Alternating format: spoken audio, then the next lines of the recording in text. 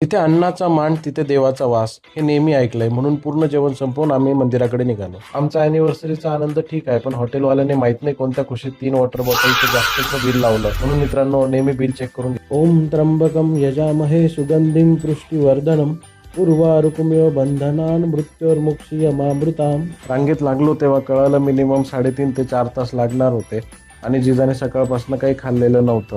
म्हणून आपल्या लेकराला त्रास देऊन देवदेव करणं आम्हाला काही योग्य वाटलं नाही, म्हणून कळस दर्शनाचा निर्णय घेतला. तर तुम्हाला काय वाटतं, आम्ही योग्य निर्णय घेतला? कमेंटमध्ये सांगा. जिजाला लहानपणापासून डमरू आवडतो, म्हणून डायरेक्ट जाऊन तिने दुकानावरनं एक डमरू उचलला. मग दुकानदार काकांना तिला पैसे द्यायला लावले. तिचा क्यूटनेस पाहून दुकानदार काकांनी पण तिला चॉकलेट दिलं. त्यानंतर त्र्यंबकेश्वर महादेवाची माफी मागून आम्ही परतीच्या प्रवासाला निघालो. जिजा नेहमी तिचं काहीतरी म्युझिक बनवत असते, ऐका तुम्ही पण.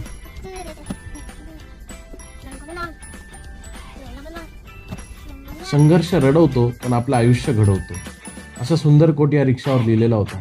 संघर्ष कधी रडवतो, कधी डोळ्यात पाणी आणतो, पण त्याच संघर्षातून माणूस घडत जातो, पडून पुन्हा उभं राहण्याची शिकवण देतो आणि हळूहळू आपलं आयुष्य सुंदर घडवतो.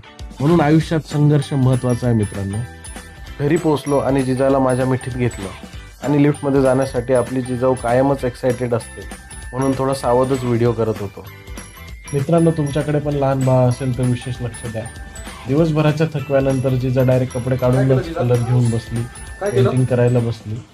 त्यानंतर मी पण थोडंफार माझं जे काही काम होतं ते करून घेतलं. आणि असेच नवनवीन एक्साइटिंग व्हिडिओ बघण्यासाठी आम्हाला लाईक, शेअर, सबस्क्राईब आणि फॉलो करा.